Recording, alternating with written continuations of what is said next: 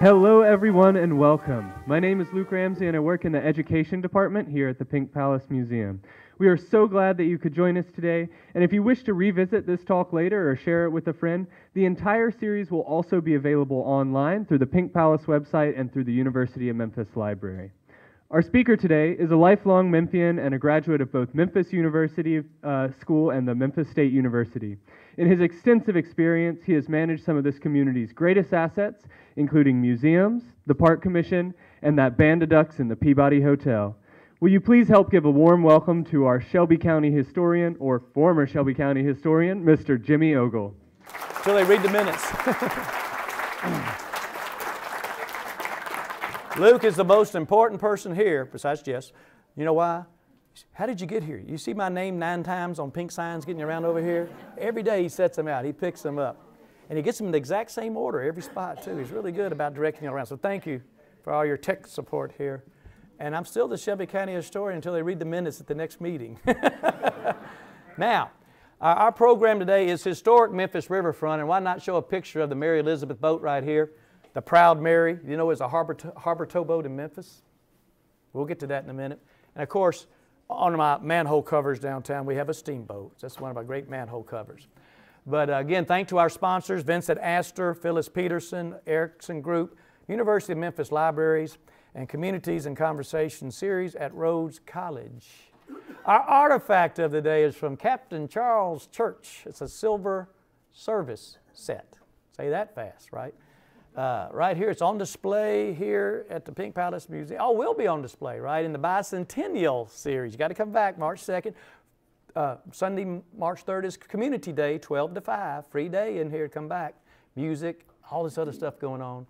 But it's on loan from the Mississippi River Museum at Mud Island River Park. It will be featured in the Bicentennial exhibit through October 20th. It was presented to Captain Charles Church around 1855. The Bulletin No. 2 was the boat, the steamboat owned by Captain Church that left Memphis on March 22nd, 1855 with a load of cotton and a crew of 60 men, including his son, born to an enslaved woman, Robert R. Church.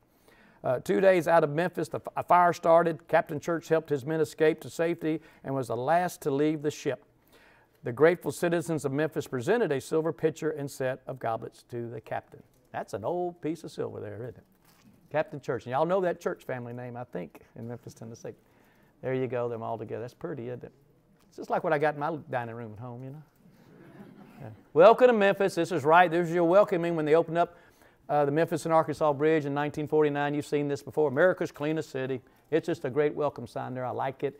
Memphis is number 6 on the National Register of Historic Places for listings in the country, behind Washington, Philadelphia, Boston, Baltimore, and New Orleans. We're an old area. And the Mississippi River drains 41% of continental North America. That's 31 states and 2 provinces of Canada. Basically everything between the Rocky Mountains and the Smoky Mountains comes flowing down through here. The Missouri River, it starts up at the Missouri River real quick right up here and comes all the way down to St. Louis, up there in Alberta and Saskatchewan. The upper Mississippi at Lake Itasca, you can basically walk across there. And then you come over to New York, Pennsylvania, West Virginia, the Ohio River to Pittsburgh there, the 3 rivers, down to the tip of Illinois. And all this comes by Memphis about an average of 330,000 gallons a minute at about 8 miles an hour. And every gallon of water has a teaspoon of mud, you see. About 300 years after Memphis was discovered here, the headwaters were discovered up there in North Minnesota by a Chippewa Indian guide named Henry Rose Schoolcraft. And to get the name, he had to go to get a Latin word and a Greek word for a Chippewa guy to make the name of Lake Itasca True Head, or Truth and Head. That's what Lake Itasca comes from.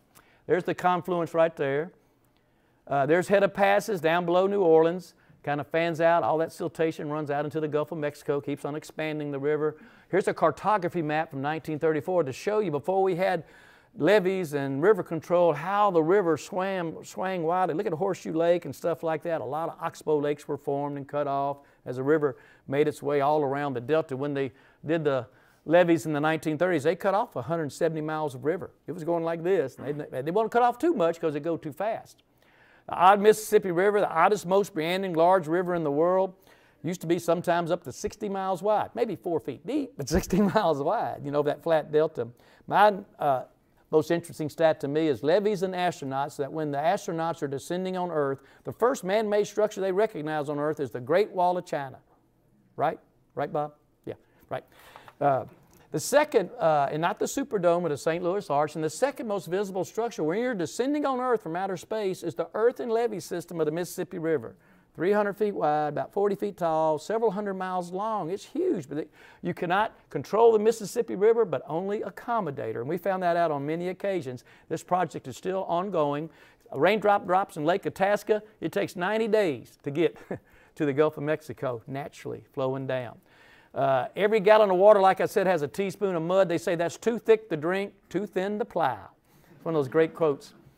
Some of the names for the Mississippi River: the Mighty Mississippi, the Muddy Mississippi, Old Man River. Mark Twain called it the Great Sewer because he could.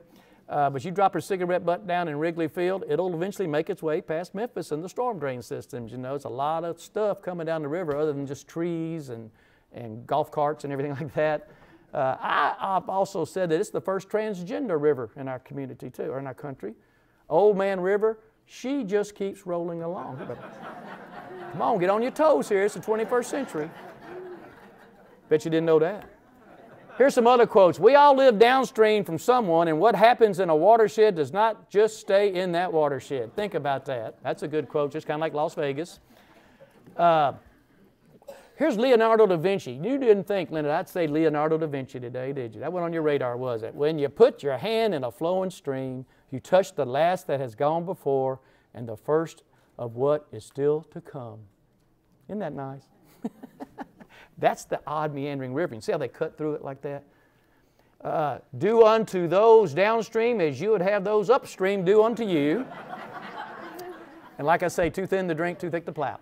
Here, 8 times we've ever been over 40 feet in Memphis. 2011, 8 years ago. Y'all saw that. We'll show some pictures of that in Memphis. That's a pretty spectacular thing to see when you see it up that high. Find proof the flood is over. Barbecue ribs, Memphis is safe. That's a good cartoon. They didn't go to Neely's, did they? All-time low, minus 10.7. I remember that in 1988. You could basically walk across the Mississippi River. If Henry Turley or Ward Archer Jr. say they swam across the Mississippi River, you know it happened in 1988. Because it wasn't a mile wide. It was about 800 feet wide then. So they kind of, yeah, they swam across the river, but it was really narrow at the time. It was closed for 3 months to shipping. In fact, after we had our 2011 high, second all-time high at 48 feet, we come back 16 months later in August of 2012 and get our second all-time low. That's a 58-foot swing of depth there in just 16 minutes. That's how uncontrollable or unpredictable the river is. You've seen me on the river. That was when it was 18R. Obviously, I'm talking to somebody. But here's the various stages. I mean, flood stages at 34, that kind of gets you into the 100-year floodplain. That's by design. Don't go live in the 100-year floodplain. You're going to get flooded. Get up above that. In 1872, that's off the screen right there, but 1872, here's how we kind of try to know from city to city how river conditions were, because nobody really knew about the river. It would swing back and forth, and we're starting to have steamboats. So what they did in 1872, they told every city to take the low water mark of that year and make that 0 on your local gauge. And that's relation to sea level. So in Memphis that year is 183.9 feet, or 184 feet. I don't know how they got to 183.9 in 1872. And that's where 0 is here. So this is 18 feet above 0. Right now we're 32 feet above that. So we're at 216 feet sea level. Right there in front of the law school, that's 272 feet. It says so on that little marker right there in front of it. Here's the old river gauge right here that's still down there. It's a 6-to-1 slope. That's right out in front of AutoZone on the other side of Riverside Drive if you come down and look at it. They got these numbers on it, so it's a 6-to-1 slope, and the water would come up. They go down and look at it. Okay, it's 26th on the river gauge today. Here is what I mean about every gallon of water has a teaspoon of mud. For 2 weeks in 2011, this is President's Island right here. Here's the river coming around. That big bend up here's something called the National Ornamental Metal Museum. And coming right to the west like this, and started breaking this levee. It was coming down at 900,000 gallons a minute at 15 miles an hour out of the bank, just ruling over the levee right there and cut through. And this is about, and then it finally dropped back down and got inside the channel and went back on around. but it was totally out of control. And look at all the siltation that got left. If that doesn't show you what you mean about every gallon of water has a teaspoon of mud, and for centuries that's been laying out, that's a very modern day dramatic slide of what the river can do to an area that's not protected. Again, we're an early point of discovery, one of the 3 earliest in the United States, site of the first river engagement between Europeans, which was DeSoto in 1541, and Native Americans. He wandered all through here. That's 79 years before the Pilgrims landed at Plymouth Rock, some of our early explorers. After that is more than 100 years later, before Marquette and Joliet, the Frenchmen came down. They were the first white men to map the river. 1682, Robert de La Salle from France was the first European to go all the way down to the Gulf of Mexico. Then in 1739, Bienville came up from New Orleans and formed Fort Assumption here in the French Fort area, down by the Metal Museum, let's say. And then 1795, our Spanish fort, Fort San Fernando, is down there by the pyramid. Early river craft, canoes and rafts and flatboats. Some of these folks who come up in the flatboat to Memphis, hey, I like it in Memphis. They pulled a flatboat up and they built a cabin out of it. Native Americans, I'm going to catch somebody here. If you have this in your pocket, I'll match it, okay? Here's an early portrait, but there's this painting, The Discovery of the Mississippi River by William Henry Powell, U.S. Capitol in Washington, D.C. This shows at the U.S. Capitol in Washington, D.C., probably done here in Memphis. But guess what? It's on the back of a $500 bill. Anybody got a $500 bill? I told you I'd match it. You don't?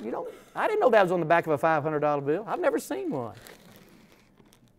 Early map here in the 1750s, a French map. You kind of see all the little rivers coming down to the Gulf. 1754, the early claims of the whole area here. New France up here, New Spain down here, Louisiana in here. This kind of goes into the colonies for us right here along the coastline. And it took several years to get all these other folks out of here from Europe. All roads lead to Memphis. So Memphis is on the highest piece of ground on the Mississippi River between Cairo and Natchez.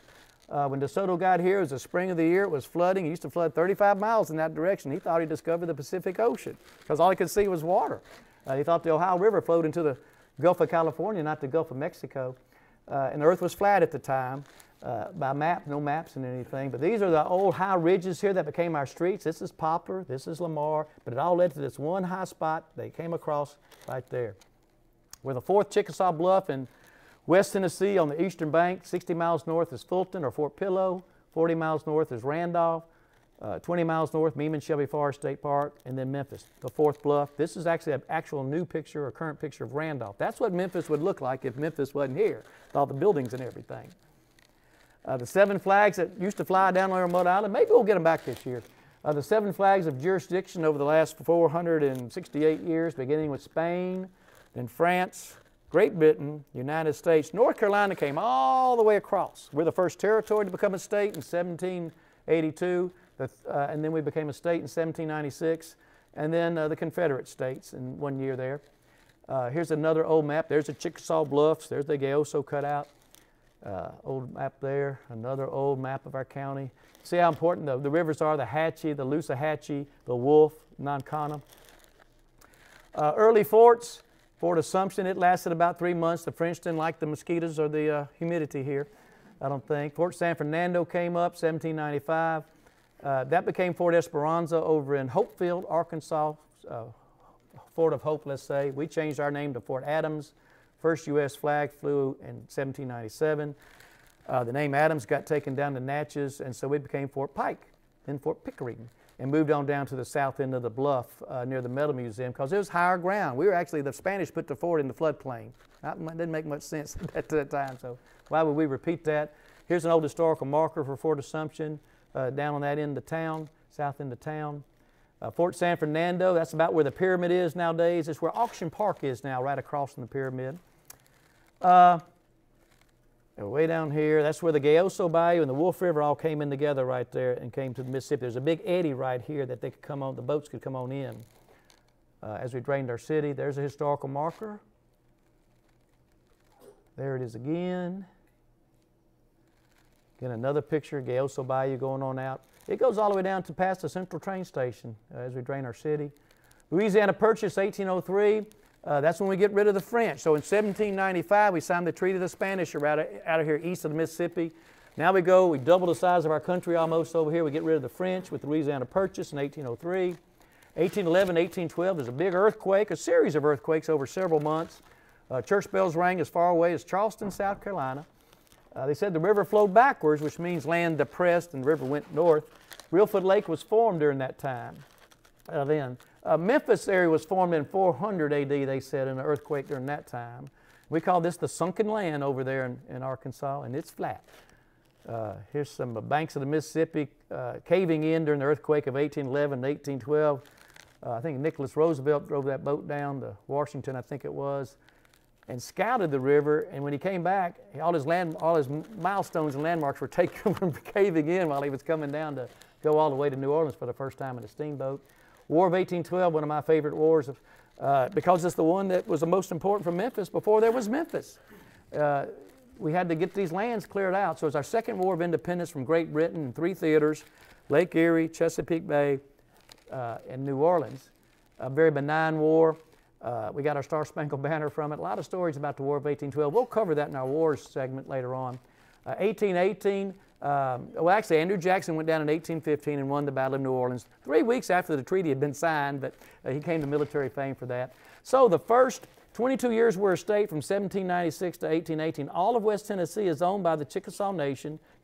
East Tennessee, West Tennessee, Chickasaw. Now it's East Tennessee, Middle Tennessee, Chickasaw. 6.8 million acres of land that Andrew Jackson and Isaac Shelby negotiated for $330,000, or 4.5 cents an acre, on 20 annual payments of $15,000 each. That's now 21 counties. Memphis was laid out in 1819, right after that. Basically the pyramid here, St. Jude, Danny Thomas, Union. This was the 1,309 acres, 362 lots laid out in 1819 to start Memphis. Our co-founders were James Winchester, Andrew Jackson, and John Overton, and Memphis was named for the similarity to the Memphis, Memphis on the Nile River in Egypt, and that was named by James Winchester. Marcus Winchester was a son of James Winchester, our first mayor. Some of the early explorers: Davy Crockett, Andrew Jackson, Zachary Taylor, John James Audubon, Meriwether Lewis. All these folks were coming through here before they became presidents or explorers or famous people. Davy Crockett won House of Representatives twice, lost twice, and upon the second time he was frustrated and he left town. But John James Audubon, came. He was here for 1 day, but he got a historical marker for being here for 1 day. But this is a Mississippi flyway. There's over 300 species of migratory waterfowl. That's 70% of the migratory waterfowl in America come down the Mississippi flyway.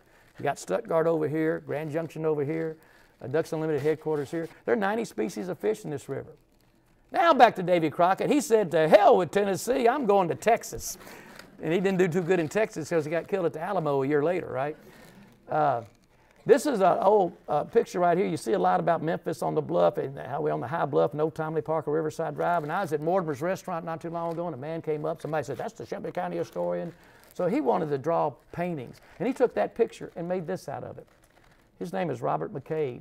And he showed me this, and I said, well, you want to draw some pictures, some more buildings in Memphis? So I put him on to Dig Memphis. I got him 10,000 more to draw right now. Isn't that good?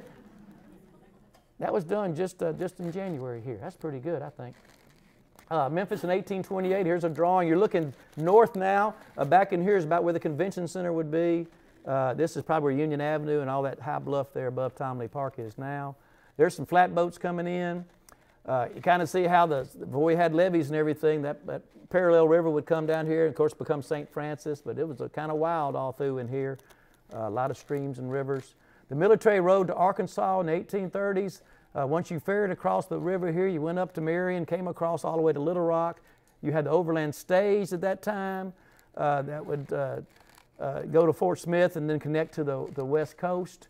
You can see how it kind of came through all the way around to the west coast. It was very important before we had the train routes going through there. In 1832, the water route of the Trail of Tears passed through here. You've heard the land route that went down Highway 64, Stage Road.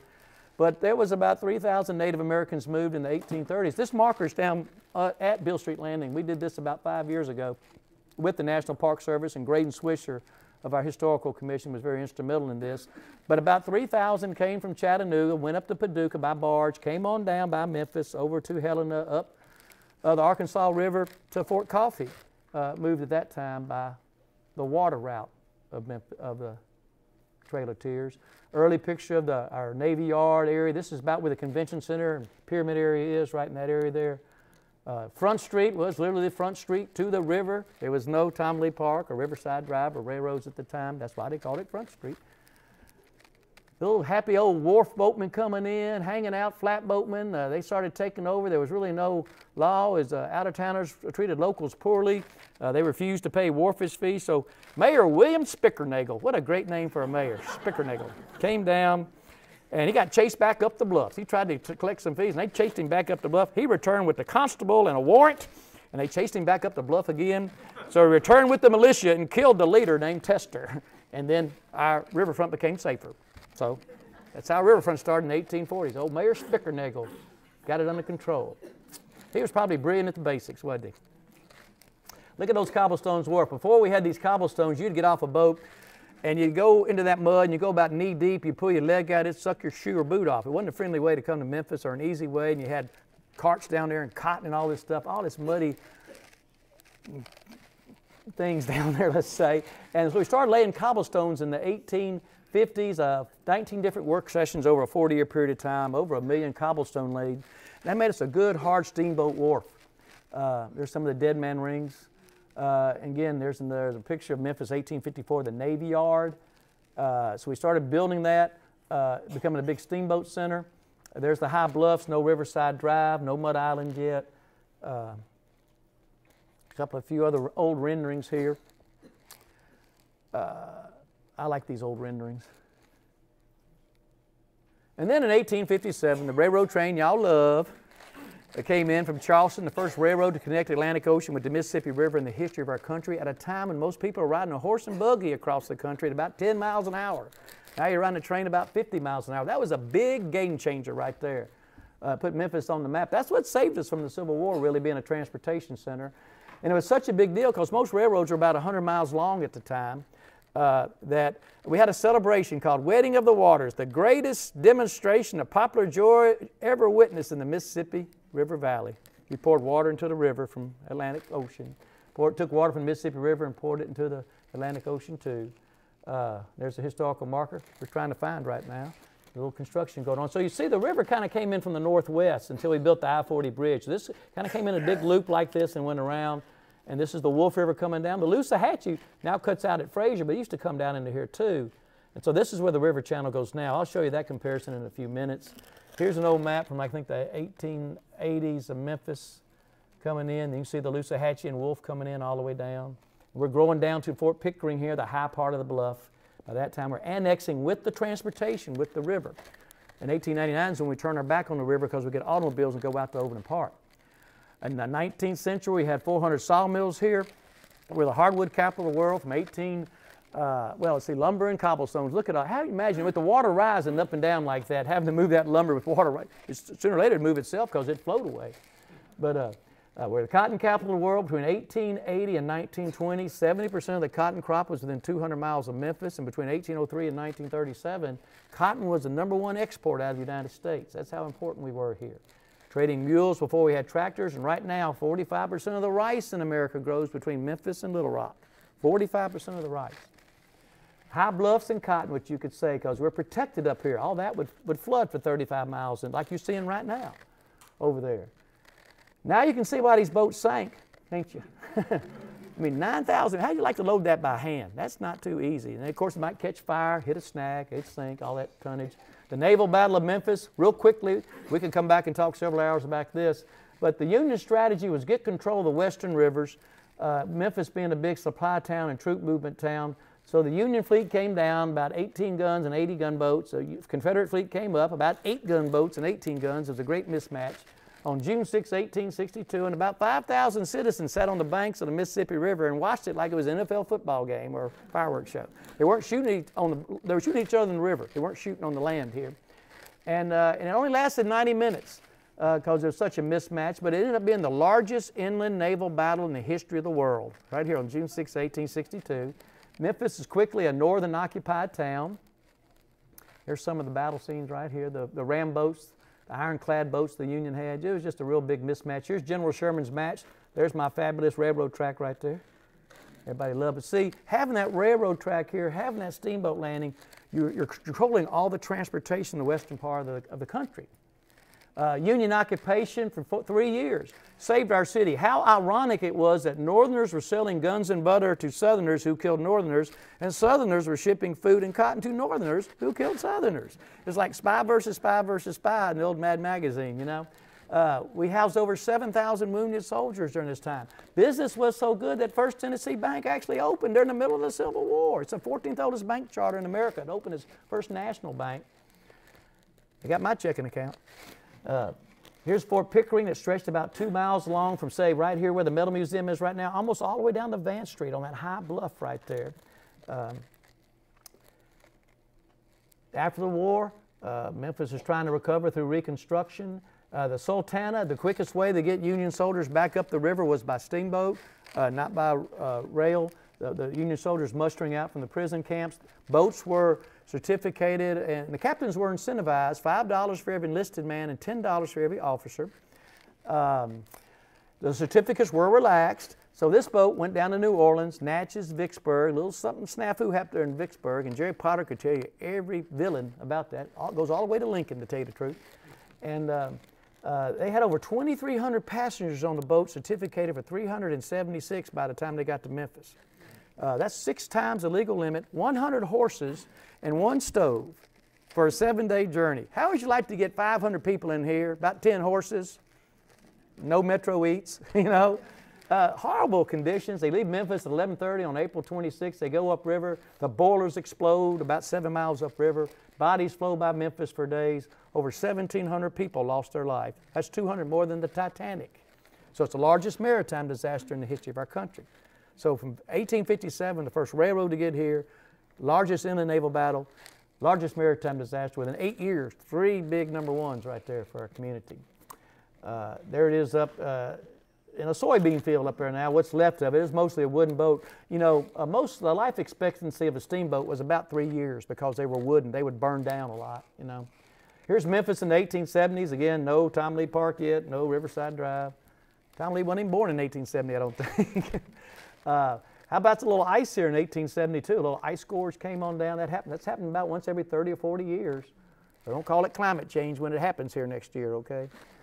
Fort Pickering. What the Civil War couldn't do to Memphis, the mosquito did with the yellow fever epidemics, which really shut down this city. We were quarantined by land, quarantined by river. After that, when the Marine Hospital moved from Napoleon, Arkansas, up to in the 1880s, up to 2 of those buildings are there at the Metal Museum. Now, I was in one on Friday.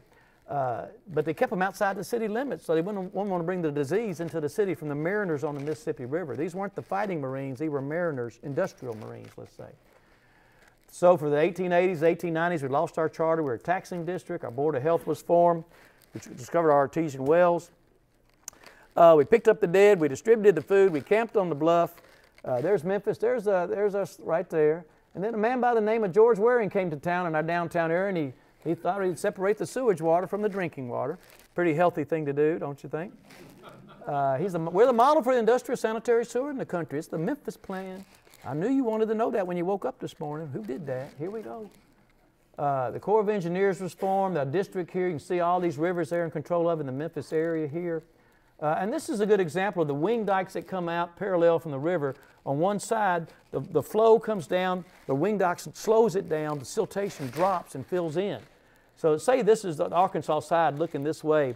Actually, it's coming this way. It's going the other way. The siltation's dropping down. So if you look across over the Arkansas side in the summertime, it's only about 10 or 15 deep for that half of the river. But the channel's on the eastern side, and it scours itself to be about 40 to 50 feet deep. So the current's moving all the siltation here, and that's how they kind of control it during the year. They come and dredge once a year after they do the soundings on the spots all around.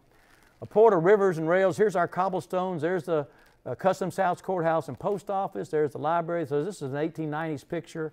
All the cotton right here, all the railroads right there, no Riverside Drive. There's the wharf master's house right there. Look at all these people down here having a good time on the cobblestones. Lee Lines was the FedEx at the time. He'd go up to Paducah, go down to Greenville, bring things back to Memphis. The big boats would come take them on out of here. For about 40 years, they dominated the Mississippi River. The Lee House there on Victorian Village is his house. It's bed and breakfast now. One of his rules was all gamblers and fancy women must sign up with the captain before boat leaves for New Orleans. Got that? You just got to take a staycation pledge with me. See, there's Memphis 1887, right before I think McKinley came in. And then the railroads started coming in. So by 1889, what brought us out of the yellow fever was the combination of the railroads and the cotton and the lumber. 8 railroad depots by 1889, Memphis 1889. Look at all these conditions here. Remember, the water would come up to here and go back up and down, up and down. We'd have pallets and wagons and just junk piled all along. There's a lot. So this is where that parking garage is right now on Front Street. Okay, right next to the fire station. That's right there. Cave-ins, you had willow mattresses trying to secure that before you had the concrete mattresses. Before you had bridges, how did you get a train across the river? By ferry. Come down, load into the ferry, go across the river. Here are some of the conditions there doing that. It would take 2 days to get a train across the river, 5 cars at a time. Think about that. Till we built the bridges. Interesting pictures, I think. So we built 5 bridges, 4 to Arkansas, 1 to Mud Island, the Willis Bridge. And this is how we build bridges in Memphis, okay? Here's the Great Bridge. That's the middle bridge down there, the Frisco Bridge. And the way we do it, we start at both ends and hope they meet at the middle. This is 2 months before the bridge opened. Would you go across that bridge? It's not Photoshop. This is 1 month. Would you go across that bridge? Neither would the inspectors when it got finished. So they condemned it before they opened it. Typical Memphis construction. They got volunteers to ride locomotives across the river, 18 locomotives, across the bridge to make sure it doesn't fall down. It's the longest steel span in the country at the time, the first steel span across the lower Mississippi River. And it tested out okay, and then on, let's see, 1892, on May the 12th, 1892, one of our first big Memphis in May events, the other time when the Memphis and Charleston Railroad came in, that was a May date as well. We had 50,000 people celebrating. This is what opened Memphis up to the West Coast and the Asian markets by rail. Now you're going really fast. And see how the river used to come around, the big bend here? See, now it comes from here. So it's just a big bend here. It used to go around President's Island to the east until the 1950s. And this is a good example of how shallow it is on the Arkansas side, and it gets deeper down here on the Tennessee side. There's Memphis right there again. Boom, boom. And then in 1900, we passed 100,000 people. We'd sunk down to 10,000 people during the yellow fever. So it's the greatest day in Memphis history now, besides pouring water into the river. This is another great day. We can count over 100,000. The only difference between Memphis and Hell is that Memphis has a river running along one side of it, while Hell's river ran through it. That's some jealous people from St. Louis saying that. And that's the same river that runs by St. Louis, isn't it? Got to teach them a geography lesson there. 1908, we had 8 automobiles in Memphis. The speed limit was 8 miles an hour. You can see how we grew automobiles and how necessity made us build another bridge. Here's Riverside Drive later on. There's Willie right there. All right, so now you got the rails here, 3 rails, cobblestones, steamboats, 1906, cotton everywhere. Barges came in the 19-teens. T.Q. Askin, the federal barge line, the river trade got abandoned, and when the barges started, the trains started building up in the East Coast in World War I, and not being able to get back out of there, they went to barges at that time. That's what got into operation. Here's a barge tow coming up right now. One barge is the same as 13 train cars or 58 semi-trucks. So if you have a 30-barge barge tow, that's the same as 400 cars on a train or 1,800 trucks on the highway. So they're moving bulk cargo that moves slowly, rock, gravel, sand, things like that, petroleum's coming up and down the river. There's your comparison of how effective this is in river, railways, roadways, runways. That's the largest tow ever of 72. That's the length of a football field by the length of 5 football fields right there. How about that? 12, almost 13 acres being pushed upriver. They limit them to about 30 now, really. That's the Miss KD. I think Don Lancaster might have taken that picture. That's right in front of Mud Island right here in 1981. 1912, we had a flood. 170 acres of Memphis was flooded during that time. High water sure is hell. And it was. From the Pinch and Greenlaw, all in that area was flooded during the time. The Front Street Bridge was built in 1867 to get across the Gaelso Bayou there. We annexed in the 1870s, but floods still hurt us in that area. Here's the Riverside Drive area without Riverside Drive, coming from the South Bluffs down. This is the industrial warehouse all the way between, say, Union Avenue all the way down almost to the lower bridges at the time. That was all warehouse area. ice in 1916 and 17 again. You see the damage ice can do to a wooden boat. You can just crunch it on up. The Harahan Bridge was built in 1916 and 1917, 2 railroad lines with cantilever supports in 1917 for the automobiles that had grown so much. James Harahan was an IC executive, saw the vision that we needed it for cars. That was 1911, but he got killed in a train wreck. So they named the bridge in his honor. He's buried in Forest Hill Cemetery. Curiously, it was engine number 382, and several years before that, Casey Jones had driven that engine to his death. That engine was in 9 different train wrecks before they decommissioned it. If I was an engineer, I would not get on engine 382. This is how they built that second bridge. I guess there's our modern day of floating scaffolding there or something, you know. This is the northernmost bridge, the Harahan Bridge. That's a modern picture being underneath it with the beams removed. Here we come in. And then was the Broadway of America, Highway 70 from San Diego to New York City, the first highway to connect us that way through all these towns across the country, the Broadway of America. The Bristol Highway in Tennessee from Memphis to Bristol. 1982, I threw the world's longest forward pass. 9 days across Highway 70 across the country. Tennessee. First state road, there's a sign you'll find on it. Used to take 2 days to get to Grandma's house, didn't it, Linda? There's 2 bridges right there now coming in. Here's the Metal Museum, the old building's here. The only way to Arkansas in the 1930s, you know. Isn't that fun? Had a fire in 1928. That didn't help. So here is Channel 3, or here's Church on the River, Channel 3 area. But before that time in the 1920s, this was a marshaling yard for all the railroads to come down into to get on the ferry, you see. All the train lines up in that area. This was our industrial area for the city before we had the airport and the expressways. Now it's Big River Crossing. It'll be a neat thing all the way through. We'll get through that. Here's Mud Island a long time ago, just a flat old sandbar that just wouldn't go away. Boss Crump said it needs to be dynamited or beautified. They tried to dynamite it, it wouldn't go away. The M.E. Norman, everybody heard the M.E. Norman? Oh, me. It was a Corps of Engineer boat going down to inspect the levees about 10 miles south of here. And near Cow Island Bend. It went down in like 3 minutes. 65 passengers, 10 crew. And 23 passengers and crew drowned, but it capsized, and a man named Tom Lee, age 39, a river worker, could not swim. He's had his 28-foot motorboat, Zev. Does anybody know where the name Zev came from? Well, the year before, that was the winner of the Kentucky Derby. How about that? I guess he bet on Zev, huh? But he couldn't swim. He rescued 32 survivors that night to safety. And he was declared a hero. I met Leroy Heidinger. He passed away in 2013. Carlisle Cleaners.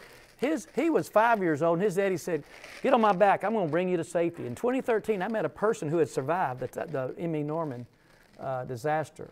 Margaret Oates was a survivor, too. So here's the memorial that's down in Tom Lee Park now. It was done in 2006. If you remember, in 1954, when they first dedicated Astor Park to Tom Lee Park, they put an obelisk there. It looks like the Washington Monument. And this is much more depicting here. And this is in 2011 when the water was actually up underneath it. It looked like he's really saving lives there in Tom Lee Park. The Engineers Club and the Commercial Appeal campaigned for funds to buy a home, 923 North Mansfield. We hope to get it restored and put a historical marker in front of it. The city gave him a job with the sanitation department and afforded him an early pension. There's a plaque in the Army Engineers Depot. So 1942, still has Tom Lee Park Pool over there at where Dixie Homes used to be. It's now Legends. Astor Park was renamed Tom Lee Park. And then the trials for the capsizing of the boat and the settlement all got completed in 1929. But Tom Lee Park is named for a true hero in Memphis here on our riverfront, Tom Lee. There's another picture on the cover right there. Well, I was exploring it too. So here are the Bluffs. Tom Lee Park's not even here yet, or Astor Park. There are mudslides. Western Kentucky Coal Company slid in. I mean, it was our city dump for a long time. Here's the 1927 book by John Berry. How many people got displaced? Over 50,000 people displaced in this big flood. Congress created the Flood Control Act in 1928 and started building the levees through the 1930s. This is still a Mississippi River and Tributaries project. It's still active to this day. It's it's like painting the Golden Gate Bridge. Once you finish, you got to start again, you know. Here's my crude picture of how levees were built early on, and then added on, and then added on, and then added on. They kind of grew and grew and grew like the rings of a tree, you see. Riverside Drive, like I say, was a city dump. In 1935 it came. It was one of the first beautification events by Memphis City Beautiful Commission. You got River Bluff Walk there, Memphis and May Festival, Beale Street Landing. Again, here's us stabilizing the shore in there during that time to get ready to do that. Here's Riverside Drive being built. See how crummy it looked in there? There's those coal chutes or those conveyor belts still came over even after the drive was open. Dedicated 1935. There's the first automobile. Isn't that a beautiful Riverside Drive right there? I might plant a tree or something, you know. Wish they finally did. That's what it used to look like magic. There you go. Starting to plant some trees here. And this is that old area. That's John B. Edgar Point right there, if you remember that. The 37 flood, 12 states, 144 counties, one of the worst natural disasters in the history of our nation.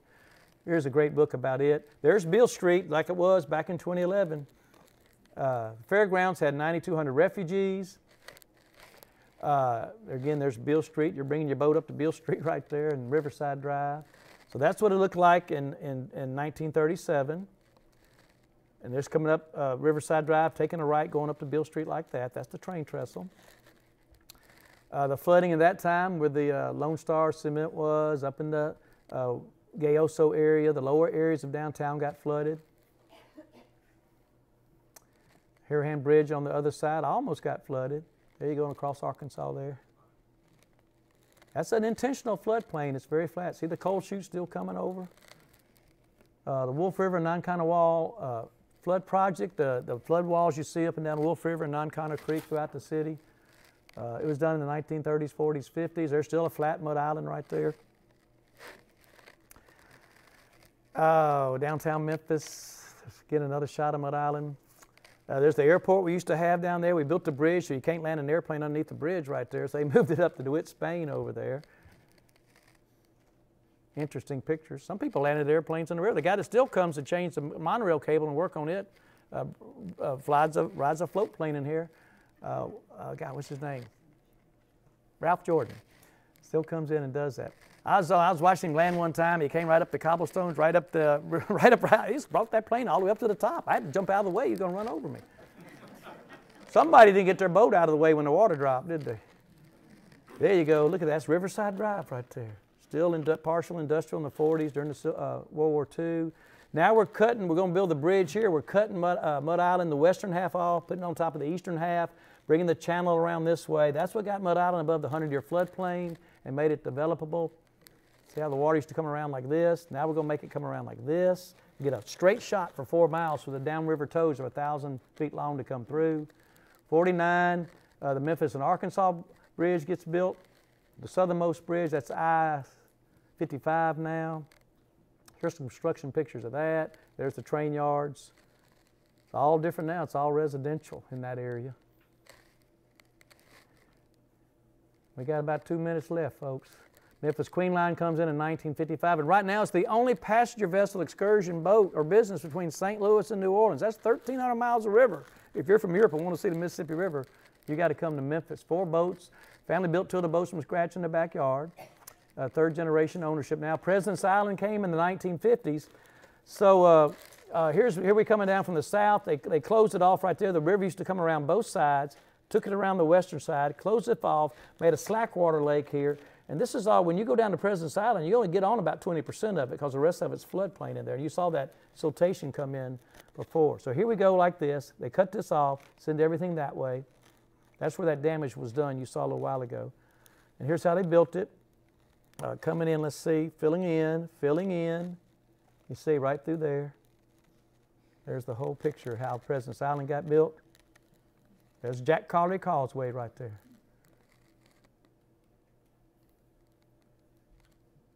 The harbor project was a big project. We say river, railways, roadways, runways. We're the #2 inland port on the Mississippi River.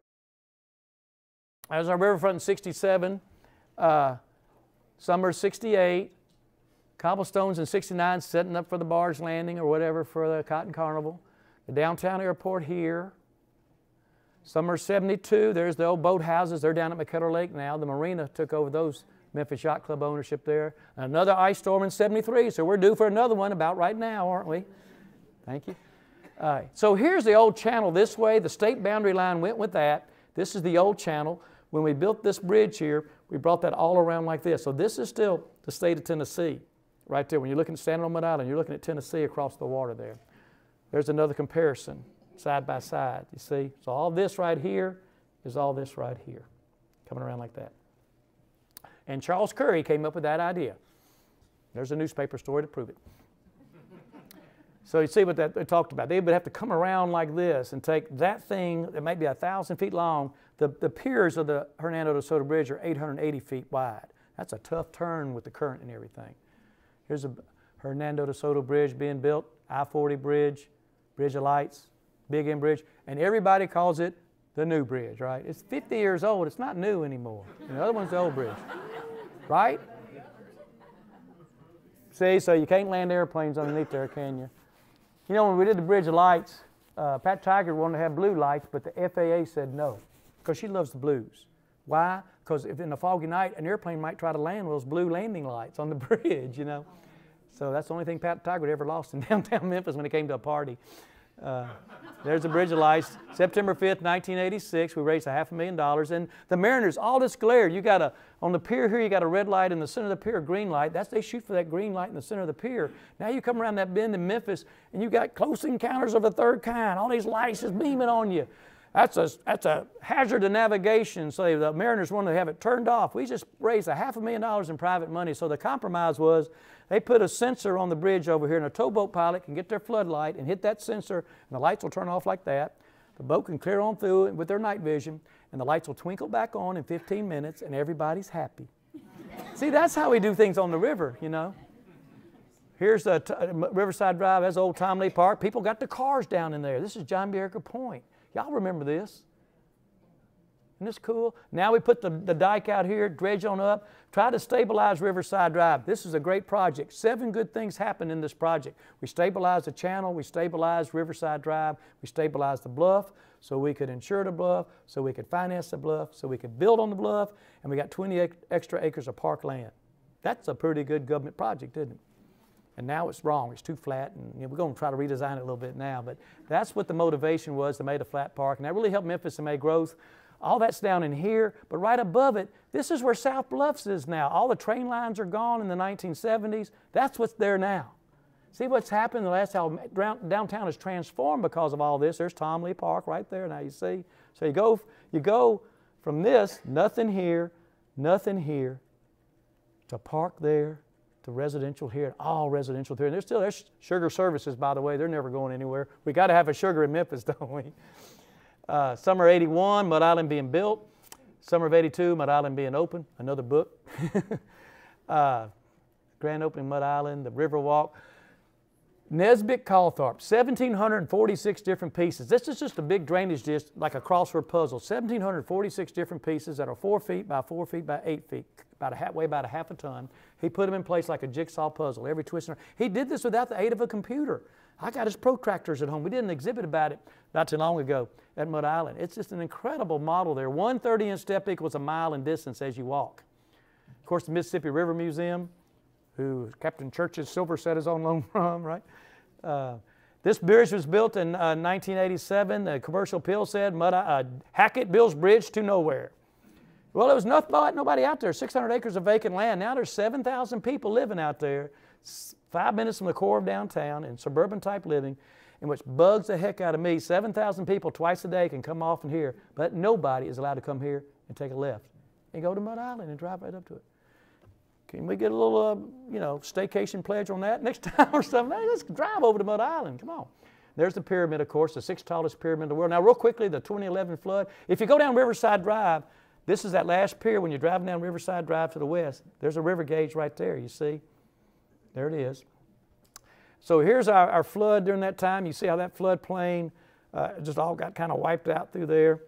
There's President's Island. You see the overrun of President's Island right there. Coming through, this is, that's the little way station right there. There's Dacus Lake. All those folks had to take those trailers up and out of there. This is looking west to east towards Memphis. Yeah, that's looking back west to east. That's downtown right there. flood walls started coming up. That's when I know, hey, we're going to have a good flood. I got excited, put the sandbags out. The ones around St. Jude were pink, if you remember that.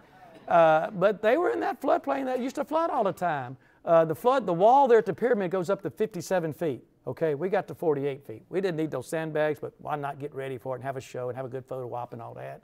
I got mad because nobody was talking about it, and everybody came down and said, well, those 7 flags mean this, and this bridge was that, and this was that, and it was all wrong, and the CNN and TNT were here.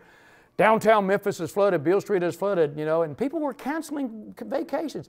500 people were displaced by this flood. That's 2% of 1% of our population. And the national news was shutting our city down. I said, well, I'm looking out my door. Nothing's being shut down. They were standing there, Beale and Riverside going, in ankle-deep water going, Beale and Riverside is flooded. Will there be a Grizzlies basketball game tonight? Well, yeah, it's 30 feet higher, sure. So I ran them off after 2 days. A commercial appeal called me a raconteur. Phil Cannon loaned me his PA from the FedEx. The battery ran out after about 3 hours. I ran out the battery every night. When I got tired of talking about the river, I'd talk about anything else anybody want to talk about. You know me.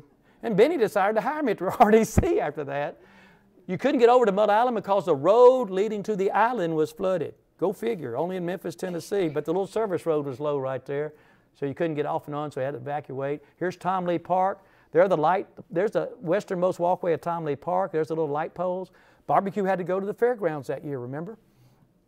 There's a little river gauge there right on Riverside Drive, right at the walkway.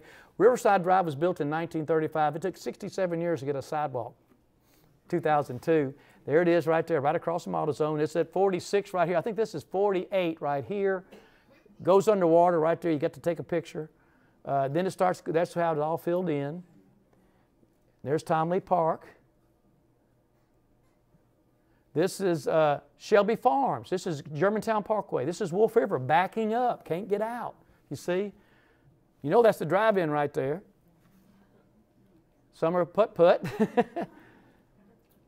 Somebody did move a few school buses. Hello, come on. Rodney Baber softball fields in the floodplain. CBHS high school football field. That's Baptist Hospital right there. You know I'm an MUS guy. Mud Island again. See, you can't get over to Mud Island. It's all low right in that area underneath the bridge right there. It's just incredible. Mud Island flooded up to Greenville on the Riverwalk. Now it starts going down. You see where the debris line came to. Here it is in 1937. Look at that. Here's the exact same shot in 2011. Isn't that amazing? We know what's coming. And everybody went down there, had to throw a rock in the river, right? Well, look at all that rock up on the train line. Look what you had to clean up afterwards. Don't do that. There's the overrunning President's Island again, that levee right there. Probably took several $1 million to fix that in Corps of Engineer relief funds. Isn't that amazing? In just 2 weeks' time, it did all that. We're about done. RDC built Beale Street Landing. It's a handicap accessible ramp. I was the first guy to come off a boat going both northbound and southbound on the American Queen when this happened. I got to lecture on the American Queen. You see it says Memphis, Tennessee right there, the largest riverboat ever built. That's a lot of fun. Hey, if you want to go on there, email me. They send me these specials every now and then. Usually people book 6 to 8 months or 12 months out. Every once in a while they got a boat that's not too filled and they got like some 2-for-1s. You can get in like 2 months. So I'll send you those specials along if you want to email me. Here's my favorite story, the OSSINING. Anybody heard of the OSSINING? It was on the Hudson River in 1907. It ferried prisoners from New York City to Sing Sing Prison. This is where the term "you're going up the river" came from. Got bought by a company in Louisiana in 1920s and 1930. Came to Memphis, got bought by the Warner and Tamble Company, and renamed the Mary Elizabeth for Captain Warner's daughter, Mary. That's the Proud Mary. Back in 1988, it was laid up in the harbor in the low water in Memphis and fell over and got scrapped. That's the Proud Mary that the song was written about.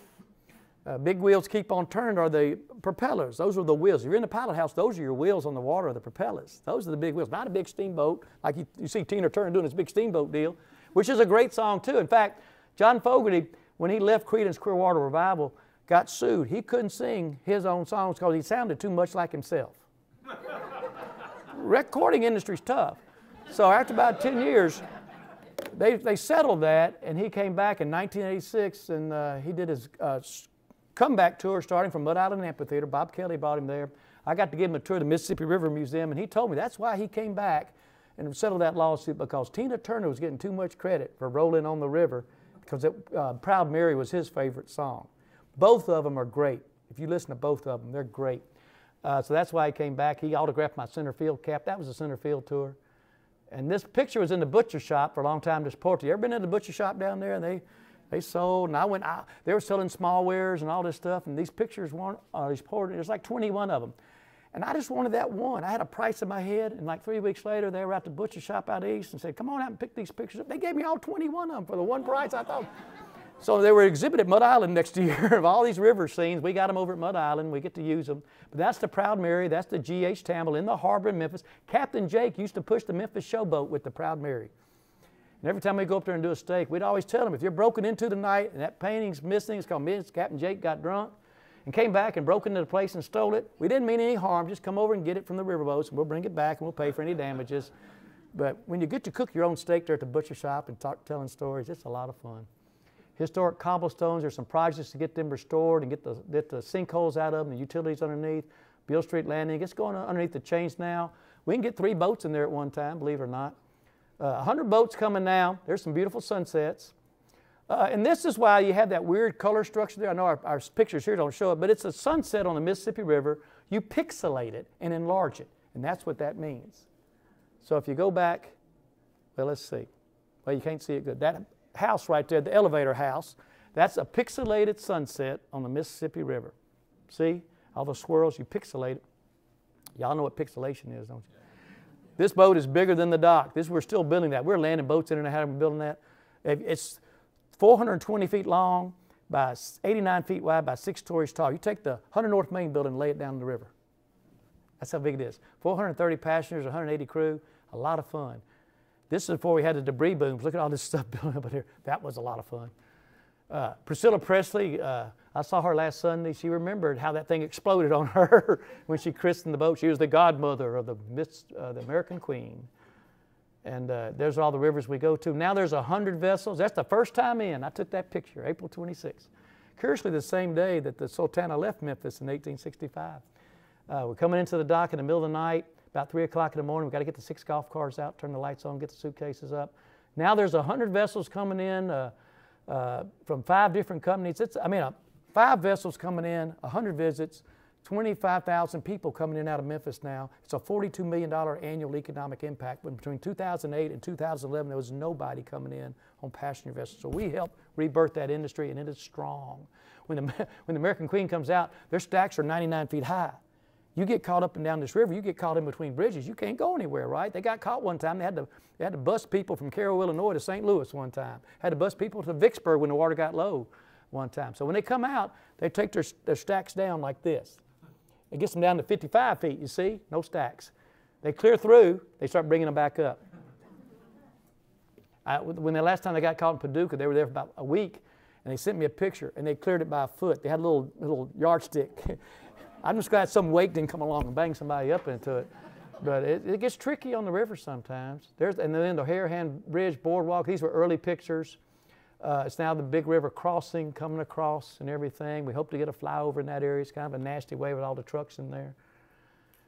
Beautiful big river crossing, night lights, mighty lights, bikes and walking. There's your Arkansas line right in the middle. There, you get right on top of the, usually you're looking at them from a distance. Now you're right on top of all those barge tows, like a bird's eye view. Sunset. There I am. There we go. We're through. Thank you for coming today.